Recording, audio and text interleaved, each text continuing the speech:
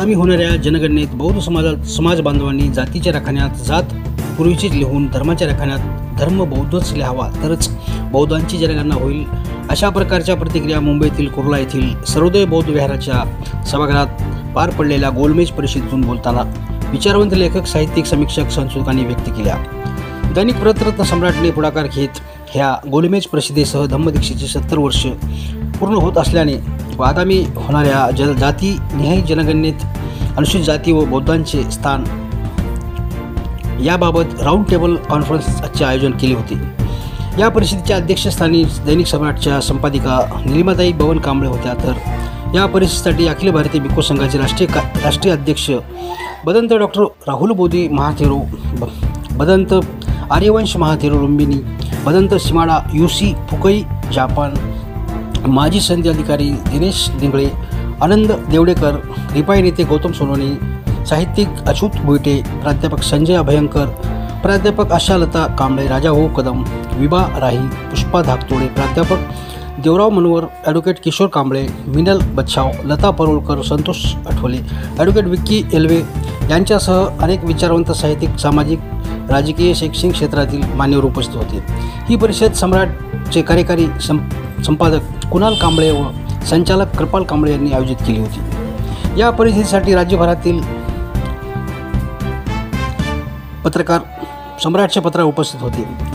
तर या परिषदेत मान्यवरांनी 13%हून 60%वर आलेल्या अनुसूचित जातीच्या लोकसंख्येविषयी चिंता व्यक्त केली. यावेळी आनंद चक्रनारायण, अर्जुन पाडेवार, दिलीप मालसमेंदर, संभाजी कांबळे, उल्हास शेगोकर, दत्ता सूर्यवंशी, विद्यानंद वाघमारे, रवींद्र धाडे, तुकाराम रोकडे, उद्धव डोळस, गौतम कदम, कानबा पोपुलवार, सतीश पांडवे, सुरेश जोंधळे, शिवाजी गायकवाड, नामदेव जाभाडे, राहुल सोनकांबळे, गंगाधर सोंडारे, कैलास बलखंडे, राजकुमार कांबळे सह आधी नोंद जनगणनेमध्ये काय होणार. तर भंतेजींनी पण बरंचसं आम्हाला समजवलेलं, पण तरी भंतेजी पण असे बोलले की बाबा लोकांमध्ये संभ्रम निर्माण आहे. तर हा डाऊट क्लिअर करण्यासाठी 3 प्रकारचे लोक होऊ शकतात, की एक तर राजकारणी होऊ शकतात, ब्युरोक्रॅट्स होऊ शकतात, किंवा तिसरे लेखक, साहित्यिक, विचारवंत. राजकारण्यांपर्यंत मी पोचू शकलो नाही आणि प्रशासकीय अधिकारी, पण तरी डिंगळे साहेब प्रशासकीय अधिकारी म्हणजे ते सुपर क्लासमध्ये येतात आणि बरेच वर्ष म्हणजे 13 का 14 वर्ष 10 वर्षात ते समाज कल्याणमध्ये आहेत. त्यांच्या एवढं समाज कल्याण कोणीच बघितलं नसेल. तर त्यांच्या ज्ञानाचा देवडेकर साहेबांचं जे this world is full of confusion everywhere. Not only India, but also Europe, America, Middle East, Africa. Yeah, so full of confusion, full of disaster. People are oppressed. Here is no exception. But this is the fact, because everything is impermanent. So anicca. But you have to establish the absolute peace in your heart. So even if the universe is full of confusion, you need to establish the absolute peace and absolute Buddha teaching in your mind. Siddhantittato Buddha Sasana. त्यांनी म्हटलं की हे जे जग आहे ते confusion आहे. सगळीकडे कन्फ्युजन आहे जीवनामध्ये. इथेच नाही, इंग्लंड, अमेरिका, जर्मन, जापान सगळीकडे कन्फ्युजन आहे. अनित्य आहे, बदलत आहे. कन्फ्युजन राहणार आहे. पूर्वी होतं, आजही नाही. परंतु हे सगळं असतानाही तुम्ही आपल्या अंतःकरणात हृदयात तुम्ही पीसला डेव्हलप करा, शांतीला डेव्हलप करा, अनित्य, दुःख, अनात्म त्याला जाणा आणि त्याला जाणून जरी बाहेर कन्फ्युजन असलं पण inside you can become very happy. तुम्ही आनंदात राहू शकता. ही बुद्धांनी शिकवण आहे की जरी कन्फ्युजन आहे असू दे पण मी आतमध्ये शांत आहे आणि बाहेरचा स्वर्गाला. त्याच्यावर आमची बहस झाली, भांडण झालं. मी म्हणते लिहिणार नाही आणि त्या म्हणतात लिहा, कारण आम्हाला गव्हर्नमेंटचा आदेश आहे. आता मी सरांना तेच सांगत होते, तो GR आहे तो मला माहिती नव्हता. आता अभ्यंकर सरांपाशी बोलताना मी तेच म्हणत होते, म्हटलं बहुतेक त्या शाळांना कंपल्शन केलेलं असणार, म्हणून त्या बाई मला कंपल्शन करत होत्या. म्हणजे मी त्यावेळी तिच्याशी भांडत होते ते मी चुकीचे होते, हे मला आज कळलं. तर त्या मला असं म्हणत होत्या. पण दुसरी गोष्ट सर, आता माझ्या मनात जो एक प्रश्न उपस्थित राहिलेला आहे तो तुम्हाला सांगते. आता तिथे जात लिहिताना जात लिहायची आणि जात लिहिल्यानंतर कास्ट सर्टिफिकेट पाहिजे असं त्या सांगत होत्या. आता ते छोट्या बाळाचं कास्ट सर्टिफिकेट मला त्यावेळेला माझ्यापाशी नव्हतं. आणि दुसरी गोष्ट अशी की तिच्या वडिलांचं जर का जात सर्टिफिकेट त्यावेळी द्यायला लागलं असतं तर ती केस जराशी वेगळी आहे. ते मी ओपनली इथे चर्चा करू इच्छित नाही. माझ्या मैत्रिणींना किंवा ह्यांना माहिती आहे. म्हणजे तिच्या वडिलांकडून मला ते मिळू शकणार नव्हतं थोडक्यात, आणि मला दुसरा पर्याय नव्हता. पण मला बौद्ध धर्म आहे तिचा हेच सांगायचं होतं. मग शेवटी ती जेव्हा असं बॅरेस करायला लागली तेव्हा मी म्हटलं मग धर्मही लिहू नका आणि जातही लिहू नका, आय एम इंडियन. आता मला पर्यायच नव्हता ना दुसरा. मुली सब बहुजन काय करायचं, ही जी प्रगतशील रस्ता आहे तिथे खच्चीकरण करून यांना लंगडं कसं करायचं, यांच्यात भांडवायचं कसं, यांना डिमोरलाइज कसं करायचं. म्हणजे हे जे चाललेले हे प्रॅक्टिकली आणि आपल्या पॉलिटिकल लोकांनाही हे काही ज्ञानी असायचे, काही अज्ञानी असायचे. पण त्यांच्या माध्यमातून आज जे आपलं खाजगीकरण झालं, डोक्यांचं खाजगीकरण झालं आणि आज आपला माणूस हा दुःख वाटतं. आणि आता सगळे पब्लिक सेक्टर बंद झालेले आहेत, गव्हर्नमेंट बी प्रायव्हेट झालेले आहे, शाळाही सगळ्या प्रायव्हेट झालेल्या आहेत. गावाखेड्यातला जो चिंतेचा विषय यांनी व्यक्त केला की 90% गावात राहतात, तर शहरातल्या लोकांनी चांगले चांगले इन्स्टिट्यूट बांधा, त्या पोरांना कसं अकोमोडेट करता येईल, चांगलं एज्युकेशन कसं देता येईल. एक वन एज्युकेशन आणि वन देश, एका देशामध्ये एकच एज्युकेशन व्यवस्था असली पाहिजे, असे वेगवेगळे विषय आहेत. ते लोकांनी लढण्याची आणि आम्हाला लढण्याची गरज आहे, कारण की आपला समाज एज्युकेशनमध्ये जास्त वाढतो. मी इथंच थांबतो, काही ॲडिशन. त्यामुळे निश्चितपणे गेल्या शांतता ठेवायची आहे, तिकडे इकडे डिस्टर्ब होते प्लीज जरा.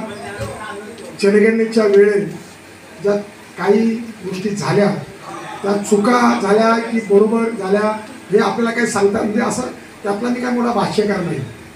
किंवा आता जसे प्राध्यापक आहेत, विद्वान आहेत, अनेक लोक या ठिकाणी बोलणार, तितका मी विद्वान भाष्यकार नाही, चळवळीतला कार्यकर्ता आहे.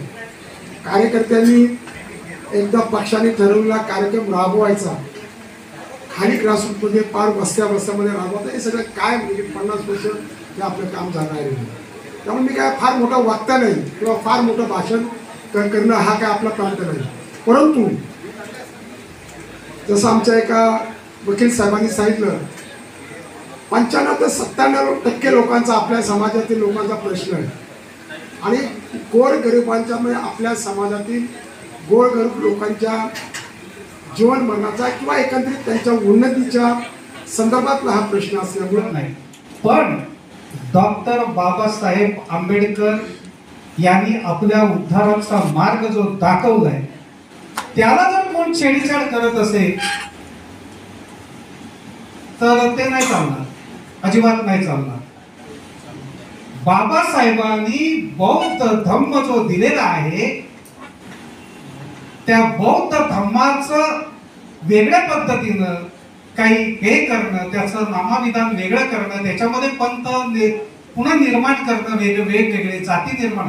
मुळात हिंदू धर्म हा जातीचा धर्म, बौद्ध धर्म हा समतेचा धम्म आहे. त्याच्यात कोणत्याही प्रकारच्या जातीला अजिबात स्थान नाही. अॅनिलेशन ऑफ कास्ट, जाती विध्वंसनाचं भाषण बाबासाहेबांनी केलं आणि जाती विध्वंसन केलं पाहिजे. जाती कुणाचा भाग आहे? जाती हिंदू धर्माचा भाग आहे, अविभाज्य घटक आहे. जेव्हा जाती संघटित होतात तेव्हा हिंदू धर्म मजबूत होतो आणि मजबूत होतो आणि आपल्या उरावर बसतो, जसा आज बसलेला आहे तसा सर्वच प्रकारे.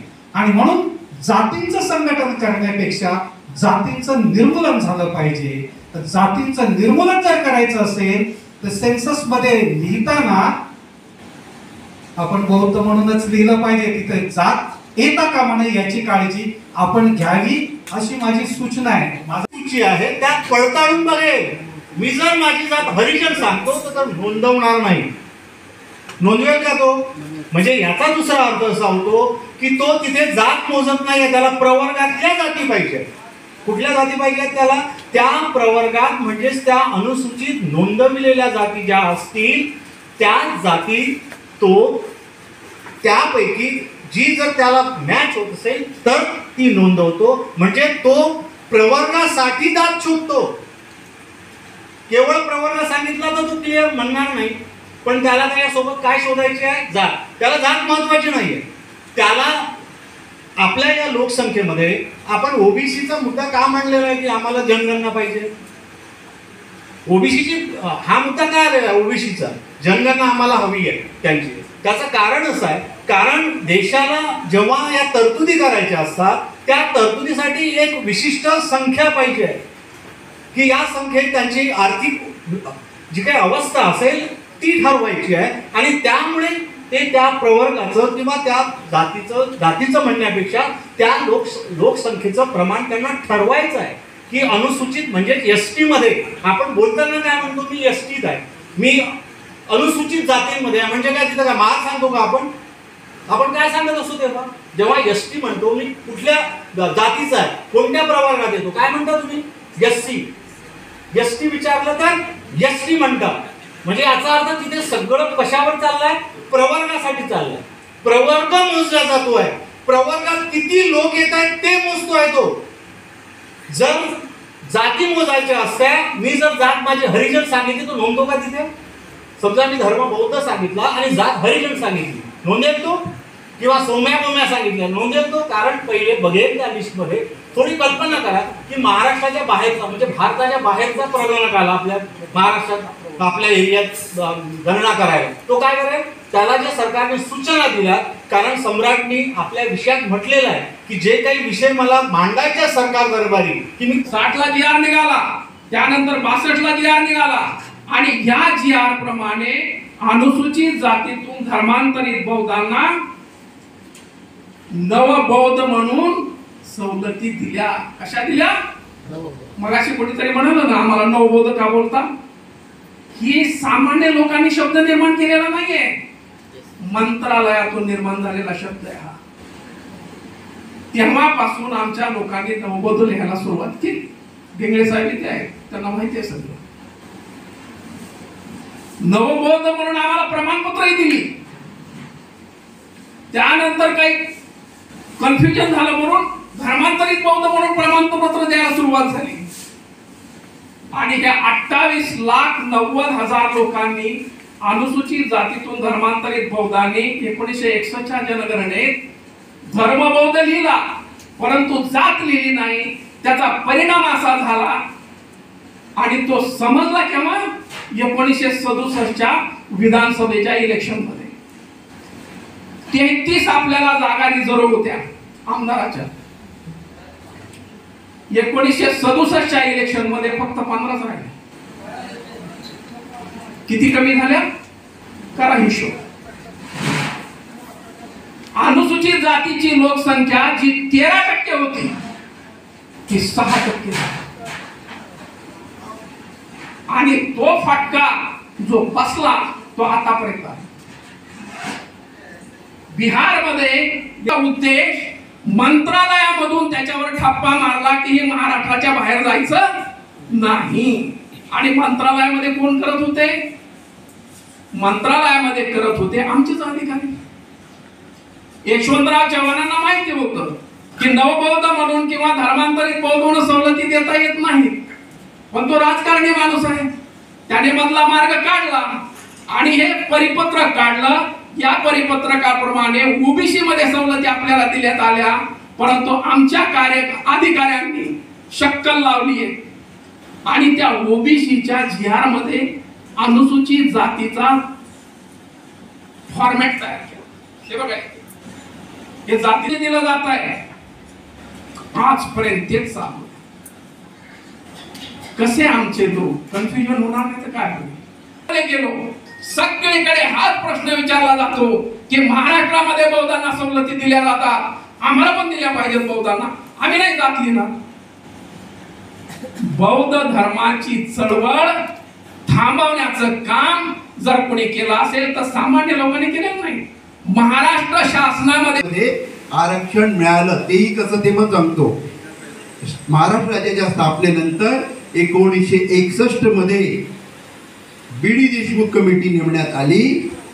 त्या कमिटीमध्ये R.D. भंडारे साहेब होते आणि मग R.D. भंडारेंचा एक अख्खा चॅप्टर आहे त्याच्यामध्ये की अनुसूचित जातीची आर्थिक परिस्थिती काय आहे ती. आणि 9 एप्रिल 1965ला जो GR निघाला त्याच्यामध्ये मग उल्लेख आहे, ज्याच्यामध्ये आरक्षणाची टक्केवारी निश्चित करण्यात आली. याच्यामध्ये 13% अनुसूचित जाती व अनुसूचित जातीचे धर्मांतरित बौद्ध ही एंट्री आहे. 9 एप्रिल 65चा GR आहे.